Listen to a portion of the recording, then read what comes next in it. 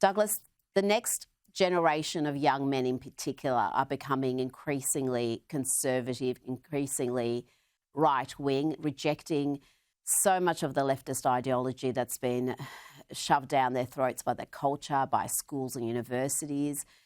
And like yourself, Charlie Kirk has played a significant role in that, in opening the eyes of so many young Americans, young people across the West, and making them unafraid to speak, making them say their opinions boldly and putting forward an alternative view to the prevailing dogma.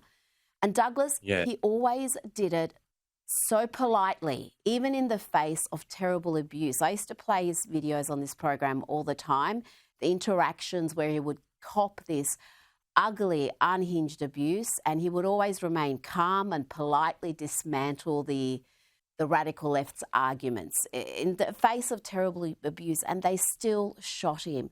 No matter how much you spoke about the importance of dialogue, about not demonising your opponents, about engaging and making sure that we're at a point where we can still talk to each other. And they still shot him. We'll find out who they is, I suppose, in the coming hours and days.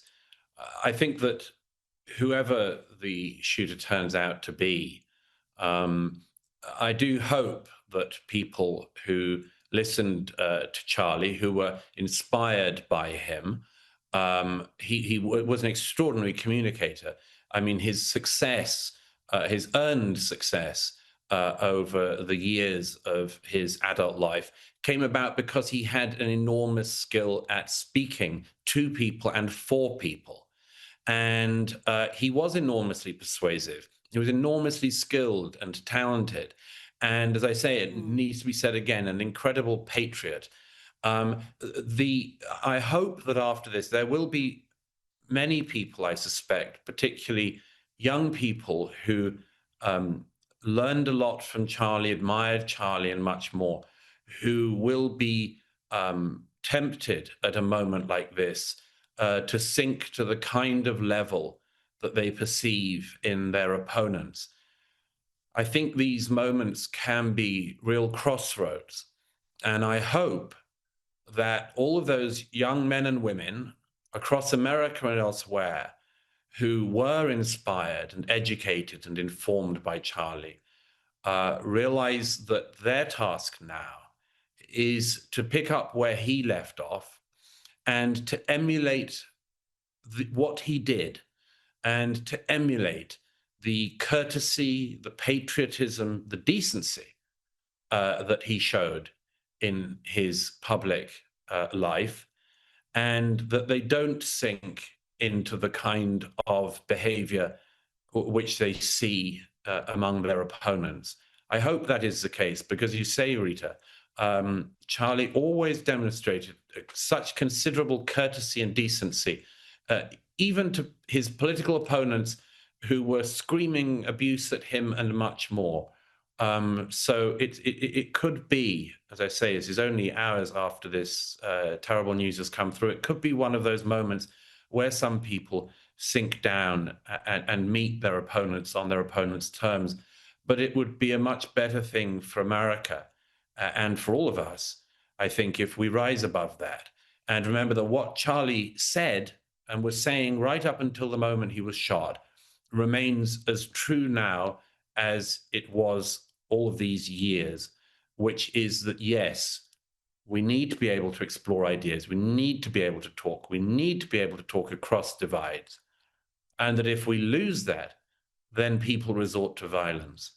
And how terrible it is that something that he perceived so clearly and said so often should be something which has now been proven by the evil person who's taken his life away.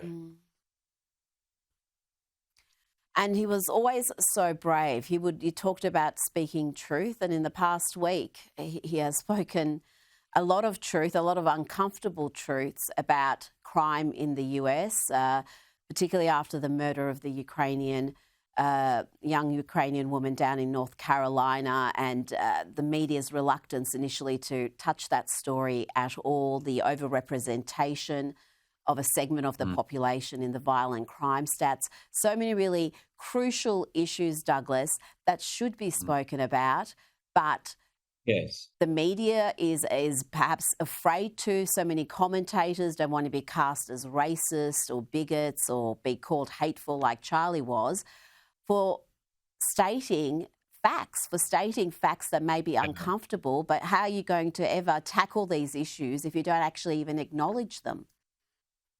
absolutely. And what happens if you don't acknowledge issues which are staring everyone in the face is you push them down under and they bubble away, and evil things come up.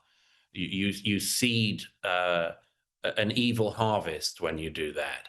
I suppose there's one other thing I would say about that, which is that after an act of violence like this, as well as great anger and great rage, which many people will have, there will be some people who will feel in some way afraid or cowed by this. They may not admit to it. They may not wish to explore it, but it's understandable. There was no reason why somebody saying what Charlie Kirk said should ever have been the subject of violence, the object of violence. But I hope that people realize again that although at such a moment they might feel it's a good time to pipe down or not make themselves a target, that actually the much better thing to do is for everyone to be a bit more courageous, for everyone to be a bit stronger in standing up for what they believe to be true, for stating facts that they see before their eyes, by getting out there, by making their voices heard. You know, I think often of after a previous assassination a good decade ago in the offices of Charlie Hebdo, I remember what my friend Ayaan Hirsi Ali said, and perhaps it's as applicable now as it was then, which is that if there are people who seem to be in this position that Charlie found himself in, of being this object of hate, as the cartoonists and the editors of Charlie Hebdo were a decade ago, I hope that people remember now what Ayaan said then, which is the best thing is to spread the risk around. If people are going to believe that it's respectable or reasonable to target conservative voices with violence, let's all speak up a bit more. Let's all take a step forward. People don't need to be heroes or martyrs or anything, but they could be a bit more heroic and speak up a bit more and be proud a bit more for the things you should feel pride in, like your nation. And if people do that, that would be in the midst of this awful time. It would be a tribute, and one which I think Charlie would himself be very proud of. Beautifully said, and I think you are so right. Let's step up and spread the risk. Douglas Murray, thank you so much for your time tonight. It's a pleasure.